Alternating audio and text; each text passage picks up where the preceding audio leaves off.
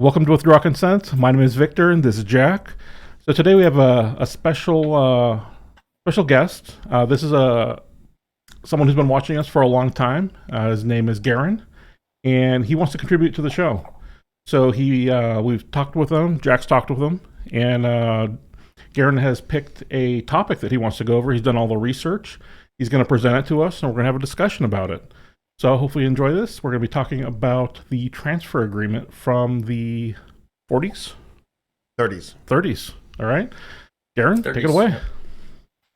All right. So as most of you probably know, Adolf Hitler and the National Socialist Party came into power in 1933. And that same year, you've probably heard there was Judea declares war on Germany. It's a worldwide boycott of German goods. So basically, in response, the Germans had to respond in one way, was boycotting a lot of the goods, the Jewish goods in Germany, but also signing the Haavara Agreement, which basically means transfer in Hebrew. So what it was essentially a mechanism used, coordinated by the Zionist Federation of Germany, which was the largest pro-Zionist organization in Germany at the time. And not all Jews were Zionists. A lot of them were, they just wanted to stay. But the Zionist Federation of Germany had about 10,000 plus members. And they opposed the global boycott, and they thought the solution instead would be to work with the National Socialists and actually transfer both people and materials and all the goods and possessions from Germany into Palestine. And you might recall Jack talking in a previous video about the real final solution, which was basically just to get the Jews out of Germany, but not to exterminate them. So they created a kind of prototype organization called Chanotea, and it was the initial plan, which would serve as a model for the transfer agreement. And it was a Zionist-aligned citrus planting company. I don't know if that was more out of convenience or kind of a way to almost keep it under wraps. But it's kind of interesting. So the Haavara, it was a limited liability corporation, I believe. And it was established in Tel Aviv. It was signed on the 25th of August, 1933. And basically what would happen is this company would buy goods from Jews living in Germany. And then this company would transfer their goods to Tel Aviv or to Palestine, where they could, once the Jews got there, they could rebuy their goods or be sold, and then the proceeds would be put right into the given back to the Jews. So initially, this plan was opposed by Hitler, but he agreed fairly soon, most likely as a solution to a lot of the issues Germany was having, especially with the boycott. And the main purpose was to encourage, as seen by the National Socialists, was to encourage Jewish immigration from Germany. So while it wasn't exactly an alliance out of, them necessarily wanting to help each other, it was more of a, they both want the same thing, so let's why not work together. And want to guess what year the agreement ended? I'm interested. I don't know. 39? Yeah. Yep, 39, after the invasion of Poland. There were about 40 camps constructed in Palestine, kind of to prepare the Jews for their new life. I didn't see too many details on that, but I'd imagine just basically almost like training facilities. And the results of this agreement were over 60,000 Jews were transferred to Palestine, which was about 10% of the Jewish population in Germany. From 33 to 39, over 139.57 million Reichsmarks, which today would be, or I think back then be 40 million. I didn't see that for sure, but it's a lot. And then former Haavara officials noted in 1972 that the company was of great importance to the development of the Israeli state. And the Third Reich aided Jewish settlement in Palestine more than any other state during the 30s. I tried to get some information comparing it maybe to the British or the Poles, but I wasn't able to find too many details on that, especially because most sources, I mean, they don't mention the transfer agreement at all. It kind of surprised me at first, anyway.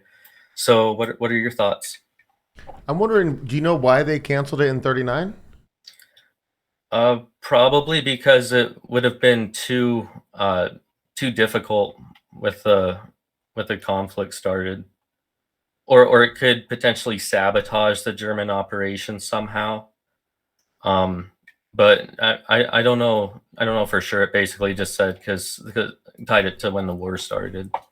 Because what about immigration to non-Palestine areas like Einstein left and stuff? You could just leave and go to if you want to just go to America, or any country to take you, right? So this was just one avenue of possible immigration, right? Yeah, exactly. I've heard that a lot of, I don't know how true it is, but I've heard a lot of, because I know, and this will tie into Kristallnacht, which we'll do in a couple weeks. But the Kristallnacht situation started when a Polish Jew basically assassinated a German diplomat.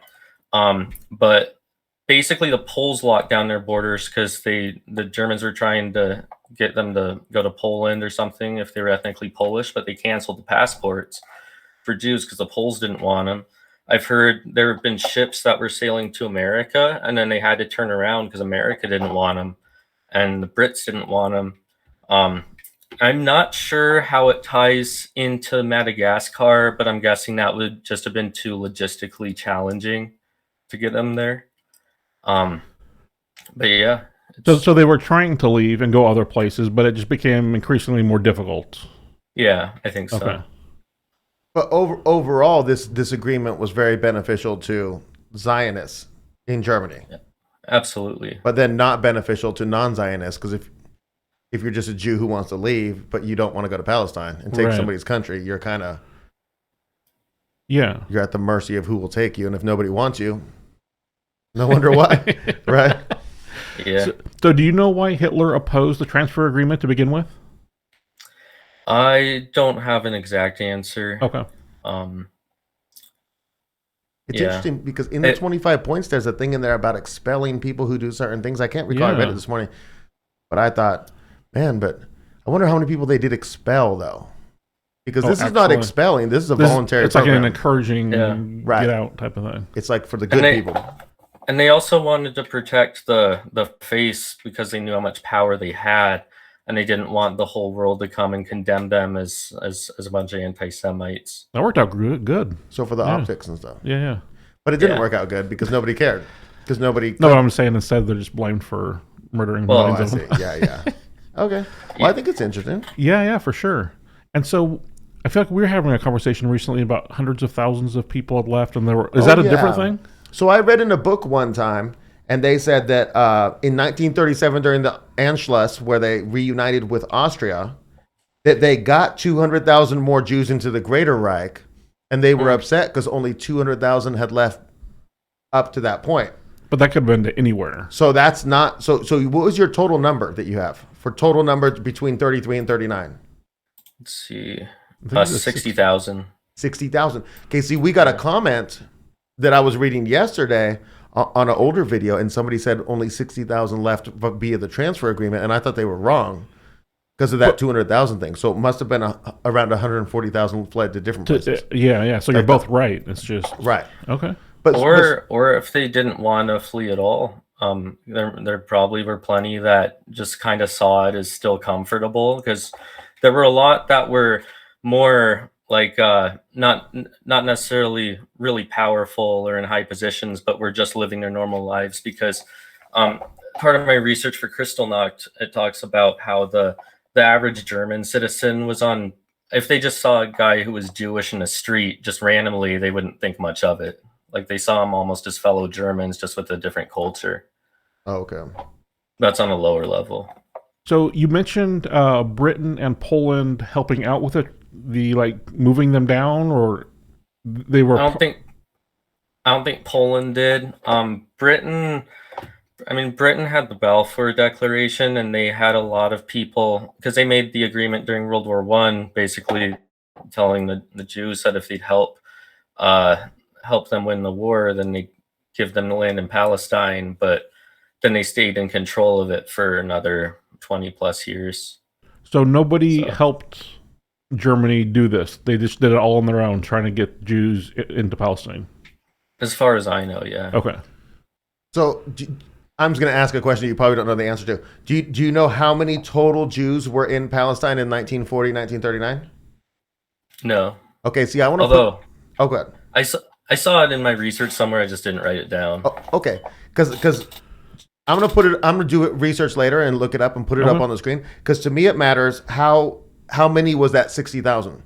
Because if there were already 6 million Jews there, 60,000 not a big deal. But if there was only 40,000 Jews there and 60,000 more came, and you're talking about 150% increase. I feel like if you can find a number that's at 33, because people around the world could hear, oh, the Germans, they're sending our people down there. Maybe we should go too. It could encourage more people. Okay, I'll put it on the screen. Yeah. I think it would be relevant, Yeah, for sure. Okay. Cool. Okay. So hopefully you guys learned something about this transfer agreement. I've heard of it, but never heard all these details. Very interesting. Seems very humane. I mean, as far as you mentioned it before, is more patient than I would be if I saw someone, hurting my own people. Right. So yeah, thanks for the presentation, Gerron. Really appreciate it. And leave your comments below. Tell us what you think of this, and we'll catch you next time.